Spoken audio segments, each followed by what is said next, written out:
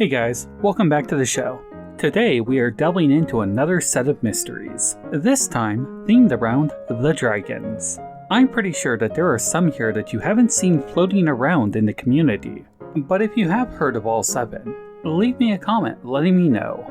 That being said, I won't keep you any longer. In-game spoilers ahead, let's get into it. Number 1. Were the dragons Zonai priestesses? One of the greatest mysteries in the game is that of the 3 dragons, Dinrel, Naydra, and Farosh. Given the revelation that consuming the secret stone changes one into a dragon, an act that we see twice throughout the game, it begs the question if this act has happened before. Mineru specifically tells Zelda that the act is forbidden, that there is no turning back, and that to do so is to lose oneself entirely. We also get to see in the game the outcome of consuming a stone and how the appearance of the dragon changes based on the individual. In this case, when Zelda changes, she gains white scales accented with teal blue horns and retains her lovely blonde hair. Likewise, when we see Ganondorf change, he shifts into something darker, a huge dark dragon with black scales and vibrant red hair. He is also larger than the other dragons, significantly so, but that may be a topic for another day. Given that we see a Hylian and a Gerudo change into these different forms, one might question why the other 3 dragons are so similar to each other and yet so different than a Hylian or Gerudo one. If we look at Zelda and Ganondorf, we can see how their hairstyle is retained in their dragon form. And so, if we look at the hair of the 3 other dragons, we can notice that their hair is not only similar to each other, but also to that of Rauru, Mineru, and the Zonai statues. The horns are different, of course, and clearly resemble that we see in the dragon sets of armor that we can get in the game. Armor sets that very well may have been used by priestesses who worshipped the dragons. There is another possibility, though. During the time of the Zonai civilization, well before Rauru and his 7 secret stones descended from the heavens, 3 Zonai priestesses may have consumed secret stones of their own. If they did, we know that each one of them would have changed into a dragon, each one linked with the elements of fire, ice, and lightning. Of course, these 3 elements resonate with the 3 springs we see on the map. The Spring of Power in Eldin, Wisdom in Lanayru, and Courage in Faron. It could be that the Zonai are not as extinct as we have been led to believe, and that 3 of them have been roaming Hyrule longer than any present civilization has been around. Number 2. Why were the dragons renamed? Regarding the 3 dragons, the localization of Breath of the Wild chose to go with the names Dinrel, Naydra, and Farosh, names that resemble the 3 golden goddesses from legend. However, in Japanese their names are Ordra, Nyrdora, and Frodora. Clearly these names are drastically different, so why were they renamed? Worse yet, why would the localizers rename them specifically to something that invokes the names of the 3 golden goddesses? Here is what I found. Each dragon primarily roams a specific region of the map, and while I realized that they cross over other regions, the primary region was established back in Skyward Sword. I am of course talking about the regions of Eldin, Lanayru, and Faron. In Skyward Sword, each of these regions had their own guardian dragon. Those dragons are nowhere to be seen in Breath of the Wild or Tears of the Kingdom. What we get are these 3 roaming dragons, and their names share aspects to the 3 regions they roam: Eldin, Lanayru, and Faron. It seems like the localizations merely tried to take the aspects of the regional names and adjusted them to sound more dragon-like. In addition to that, looking at Skyward Sword, each of these regions seem to share a connection to the 3 golden goddesses, for each of their names connect to them. Eldin to Din, the goddess of power, Lanayru to Nayru, the goddess of wisdom, and Faron to Faror, goddess of courage. One more important thing of note is that when looking at the Japanese version of Ocarina of Time, where the 3 golden goddesses were first named, those names share the same names as those in Skyward Sword, and thus Breath of the Wild. Now, you might be wondering, how did they go from Ordra to Dinrel? The other two make more sense. Naydra shares similarities with Lanayru, Farosh to Faron. The connection from Ordra to Dinrel is because in Skyward Sword, the dragon of that region was named Oradin, likely because he is the oldest of the 3. You can see how that name has Din in it, so adding Ord, or old, to Din is a pun. Oldin. Get it? As such, this region became the Eldin region, and thus the pun was lost in translation during localization. Come Breath of the Wild, the name of the Eldin region in Japanese is, you guessed it, Ordin. Thus the name Ordra makes sense, as it is carrying the same region reference as the other 2. The dragon names were meant to reflect the region that they roam, not the 3 golden goddesses. Naming them something like Elden Dragon, Lanayru Dragon, and Faron Dragon would have been much better suited since the Japanese names are basically mashing the region name and dragon together into a single word. Attempting to do that in English is cumbersome. What's done is done, so let's move on.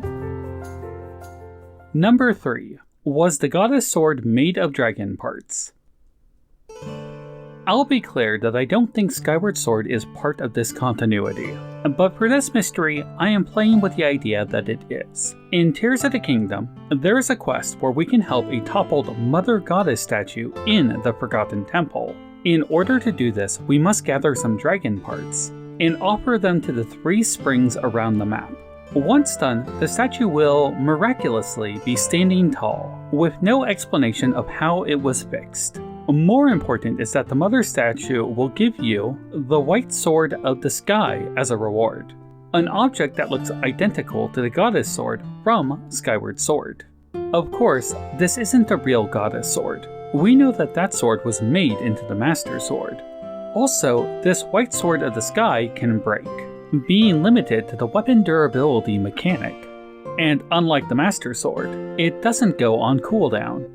If you break the sword, the mother statue will create another one for you, if you offer up the claws of the 3 dragons. This is where speculation comes in. You see, the goddess sword of legend may have been basically a normal sword. Well, a normal sword made of dragon parts, but a normal sword nonetheless. While powerful and unique, the sword itself may not have been anything more than just a sharp object to slash with. Perhaps the goddess Hylia channeled her divine power through it. We simply don't know. What makes the goddess sword in Skyward Sword so special is that a spirit was placed in it to guide the hero later on, and that spirit has a rather distinct look to her. It was upon the sword absorbing the raw force from the flames of courage, wisdom, and power that the sword changed shape to further reflect the spirit within, becoming the Master Sword. This would of course be topped off by absorbing force from Hylia herself, if this sword was created from the claws of Dinrel, Naydra, and Farosh. Then could it be that the goddess sword itself was simply made of dragon parts? Maybe not these dragons specifically, but from Eldin, Lanayru, and Faron in Skyward Sword. The parallels are certainly clear now, aren't they? Number 4. Did the Light Dragon dispel the Cloud Barrier? The Cloud Barrier is the way in which the Zonai Sky ruins have been hidden from the surface. The concept of a Cloud Barrier first appeared in Skyward Sword. It was created by the goddess Hylia in order to protect her people, the Hylians. If we take from what we know of Skyward Sword and apply it to this game, on the surface, it seems like something that Zelda could maybe remove. After all, many see her as the incarnation of Hylia, and Breath of the Wild states that she has the blood of a goddess in her. She may even have the Triforce. However, assuming that this is the Cloud Barrier from Skyward Sword simply doesn't add up. You see, in Skyward Sword, the cloud barrier obscures the ground entirely. As far as you can see, it was so thick and obscured so much that the people of Skyloft didn't even believe that there was a surface. At the start of Tears of the Kingdom, when the clouds obscure the land, if we look into the distance, we can see mountains that rise above the clouds. The typography of the world beyond Hyrule's borders is still there, and we can see it despite being above the clouds. This is not the case in Skyward Sword. There is also the issue that the Zonai would predate Skyloft.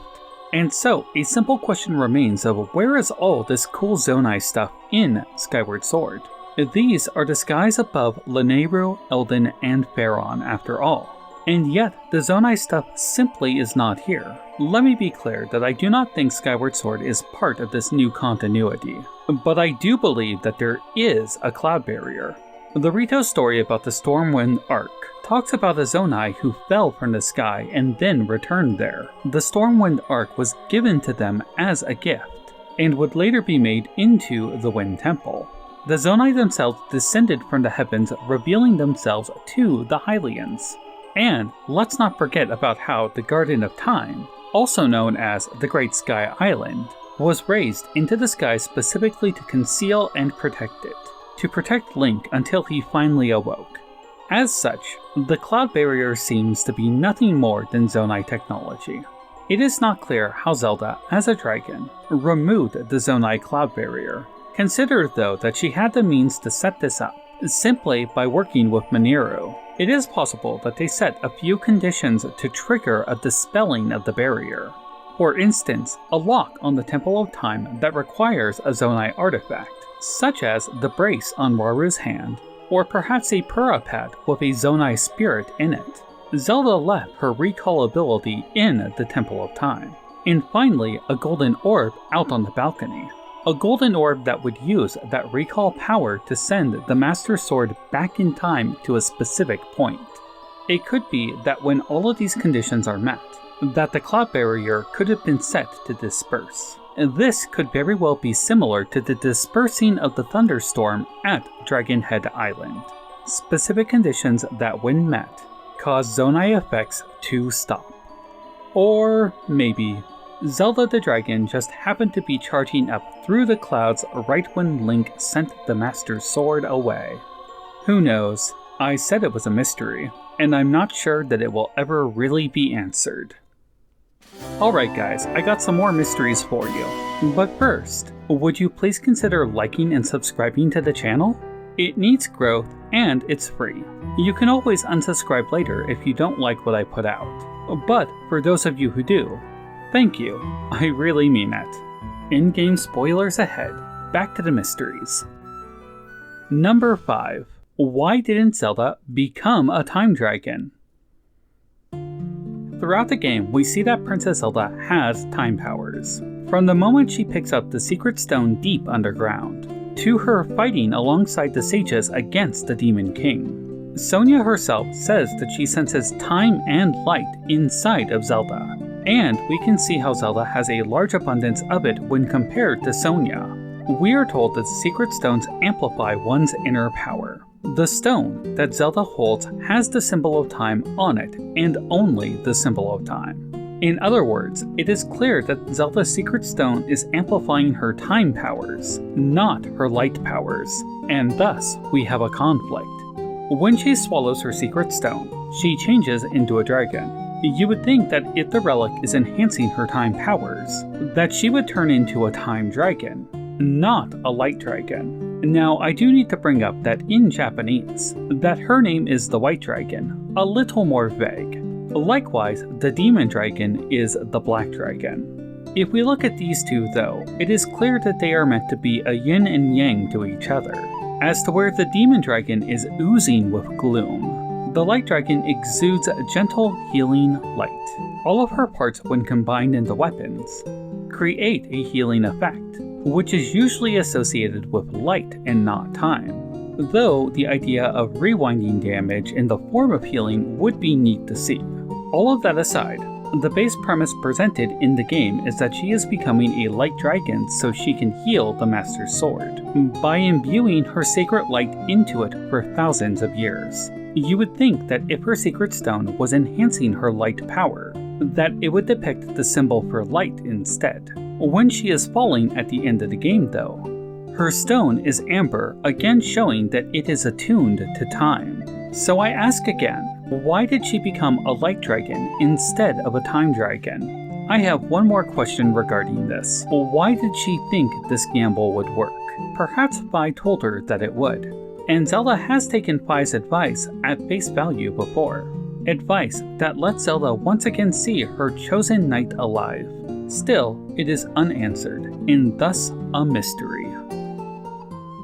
Number 6. Was the final battle visible? One thing that has been made clear is that the dragons themselves, as well as the Koroks, are not visible to normal people. The most supporting evidence for this comes from Breath of the Wild, as a character named Ron is looking for the dragons but is unable to see them. There is also a rumor mill book at the Wetland Stables that has a series of eyewitnesses' account from the 3 dragons, but they all come from children. Shay, over in the Faron region, will tell Link a legend about the splitting of the dueling peaks by a dragon god, but more importantly, mentions that the shadow of a beast has been seen over the nearby lakes. This relates to the idea of purity of heart, a common trope in Japanese media.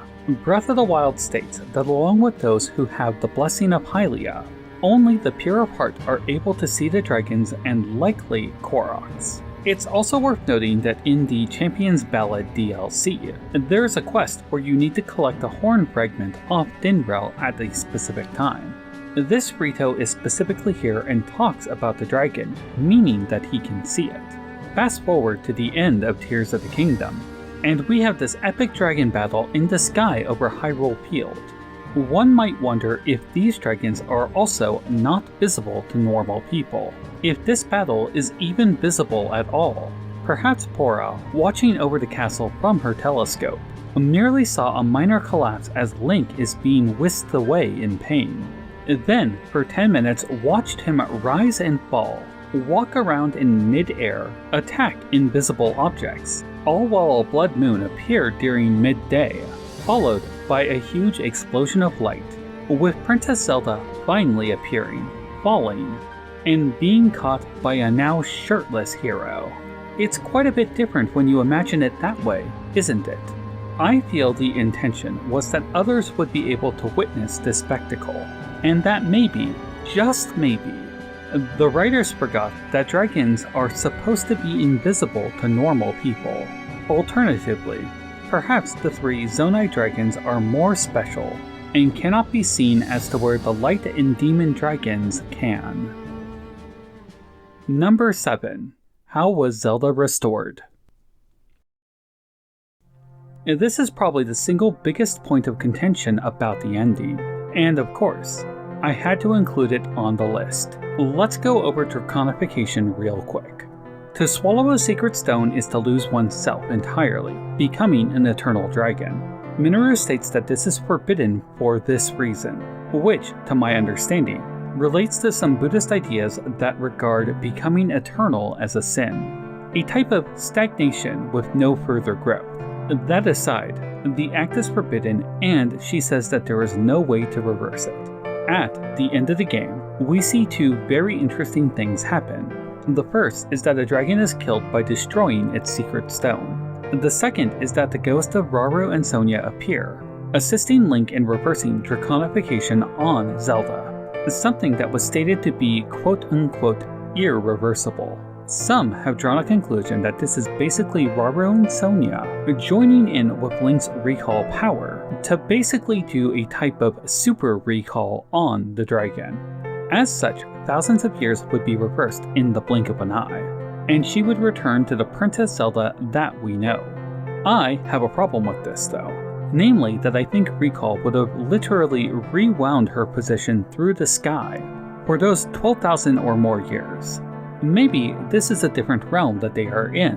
What might be this continuity's version of the Sacred Realm? and maybe that has special properties to it. We simply don't know. I, however, have a different theory, which is that Zelda is carrying the Triforce in her. I did a past video about this concept along with Monster Maze. I'll link to both in the description. That being said, if Zelda has the relic inside of her, it is likely the source of her sacred power. She could simply be unaware of its actual function. Perhaps knowledge her mother was unable to pass on due to her untimely passing. Without that knowledge, Zelda is unaware that she can basically rewrite reality with what the past games call a wish. With her trapped in her dragon form, and that power still inside of her, it could be that is what is going on in this scene at the end of the game. Link, Rauru, and Sonia are reaching into her and using the relic to reverse her condition. I honestly can't think of anything else that the three, Link specifically, would be wishing for at that time, am I right? Consider that the three of them share the qualities of the Triforce in order to use that effect. Sonia, of course, has great wisdom, Link has courage, which is never forgotten, and Rauru demonstrates great power. Together, the three of them activate the Triforce and restore Zelda, and maybe Link's arm along with it, leading to the grandest handshake in the game. Well, there were 7 Dragon Mysteries. I realized this was a longer one. Congrats on making it to the end. If you have any thoughts on the matter or your own theories, please leave them in the comments below. I'll make sure to get back to you when I can. Also, thank you for watching my video in general. If you like what I do, please like and subscribe to the channel. That way, you won't miss out on the next one. At this point, this channel is made possible because of people helping me out on Patreon, along with any channel members I might have picked up. If you have the means to help out, I could really use it right now until I start pulling in some of that YouTube revenue. I'm a full YouTube partner, but it will take a couple of months before I start seeing actual money from it. Anyhow, if you join my Patreon or become a channel member, you will gain access to my Discord where we can talk more directly. Your name will also appear in every episode. Plus, I'll give you a special shout out in the next video following your membership. Beyond that, you will be able to reach out to me and we can chat the night away sometime if you so choose. That's all I got for you today, guys. Stay safe and may the way of the hero lead to the Triforce.